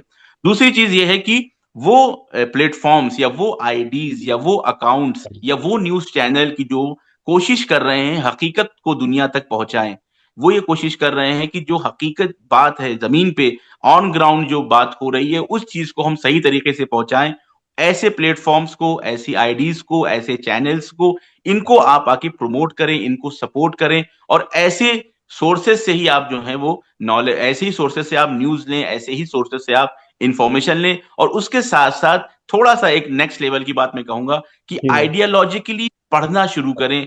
ईरान की क्या आइडियोलॉजी है, यूएस की क्या आइडियोलॉजी है, इसराइल की क्या आइडियोलॉजी है, इनके जो बड़े बड़े लीडर्स गुजरे हैं उनकी किताबें पढ़ने की कोशिश करें। ईरान में आयतुल्लाह खामनेई की जो किताबें हैं उनको पढ़ने की कोशिश करें, इमाम खुमैनी की किताबों को पढ़ने की कोशिश करें, शहीद जी मुताहरी की किताबों को पढ़ने की कोशिश करें। फिर इसराइल चले जाएं, इसराइल के जो बनाने वाले अफराद हैं, जो लोग इनके बड़े बड़े लीडर्स गुजरे हैं, उनके अफकार को समझने की कोशिश करें। यूएस के जो बड़े लीडर्स गुजरे हैं उनके अफकार को समझने की कोशिश करें। तो जब आप आइडियोलॉजिकल लेवल पे समझ जाएंगे कि अमेरिका दुनिया को किस तरह देखता है, इसराइल दुनिया को किस तरह देखता है, और ईरान दुनिया को किस तरह देखता है, तो आप समझ जाएंगे कि जालिम कौन है और मजलूम कौन है, हक किधर है और बातिल किधर है। बातें की फिर तरह। आपको समझ में आने लगा। फिर आपके पास जब ये बेस मजबूत हो जाएगा, आप स्टडी तौर से मजबूत हो जाएंगे, तो फिर न्यूज को भी आपको, मसलन फर्ज करें कि आपसे अभी कोई कहे कि ईरान पूरे मिडिल ईस्ट पे कब्जा करना चाहता है, तो अगर आपने ये आइडियोलॉजी ईरान की समझ ली होगी कि वो इमाम अली के मानने वाला है, इमाम अली कहते हैं कि किसी के ऊपर जुल्म ना करो और किसी का जुल्म ना सहो, तो ना आप तो समझ जाएंगे कि ईरान क्योंकि इमाम अली की आइडियोलॉजी पे है, तो वो कभी भी किसी के ऊपर जुल्म नहीं करेगा, कभी भी किसी को अपनी कॉलोनी नहीं बनाएगा। तो आप फौरन समझ जाएंगे हाँ भाई देखिए ये फेक न्यूज हो सकती है कि हमको ये दिखाया जा रहा है कि इस जंग के बाद, मसलन मिसाल दे रहा हूं कि आने वाले वक्त में अगर ये बात चलती है कि ईरान जो है वो पूरे मिडिल ईस्ट के ऊपर कब्जा करना चाहता है, खुद को जो है वो सबसे बड़ा पावर बनाना चाहता है, यूएस की तरह यहां पे आके वो इंपीरियल पॉलिसीज के साथ आया, तो आप ये समझ जाएंगे कि प्रोपेगेंडा ये हो फेक सकता है। न्यूज हो सकती है, ये गली गलत न्यूज हो सकती है, क्योंकि ईरान की आइडियोलॉजी इसके बरखिलाफ है। तो ठीक इस है। चीज से मैं कह रहा था कि यहां से शुरुआत करनी पड़ेगी। पहले आपको फेक न्यूज से बचना होगा, आपको गलत न्यूज से बचना होगा, सेंसेशन से बचना होगा, ब्रेकिंग न्यूज से बचना होगा, ऑथेंटिक सोर्सेस को पहचानना होगा, और धीरे धीरे खुद के स्टडी को, खुद के मुताले के दायरे को हमने बढ़ाना होगा, ताकि हम समझ सके कि आइडियोलॉजिकली दुनिया क्यों, किस प्लेटफॉर्म पे है, ईरान की क्या आइडियोलॉजी है और यूएस की क्या आइडियोलॉजी है, ताकि आप सही तरीके से दुनिया को देख सकें और समझ सकें। बेशक। तो अगर जो व्यूवर्स है जो देख रहे हैं, उन्हें डेफिनेटली उनके इल्म में इजाफा हुआ होगा। आपने बहुत सारे टॉपिक्स पे, बहुत सारे एस्पेक्ट्स पे आपने रोशनी डाली है। उसके लिए बहुत ज़्यादा शुक्रगुजार हूँ मैं कि आपने वक्त निकाला हमारे लिए। और मैं जानता हूँ कि वक्त की कमी की वजह से जो है हमारे पास इतना वक्त तो फिलहाल नहीं है। लेकिन इंशाल्लाह हम डेफिनेटली आने वाले वक्त में जो है एक न्यू टॉपिक पे भी हम गुफ्तगू करेंगे। और नाज़रीन के लिए भी जो है एक न्यू टॉपिक या एक अभी फिलहाल क्या करंट अफेयर्स है, क्या सिनेरियो है, क्या सूरत हाल है, उस पर भी हम डेफिनेटली गुफ्तगू आगे आने वाले वक्त में जरूर करेंगे। जी बिल्कुल, बहुत बहुत शुक्रिया कि आपने मतलब जवानों से कनेक्ट होने का, खास तौर से जो स्टूडेंट से कनेक्ट होने का मौका दिया, कि इंशाल्लाह आगे भी हम लोग इंशाल्लाह बात करते रहेंगे। बहुत बहुत शुक्रिया आपका। शुक्रिया Azam, thank you so much for joining the show पे। Have a nice day.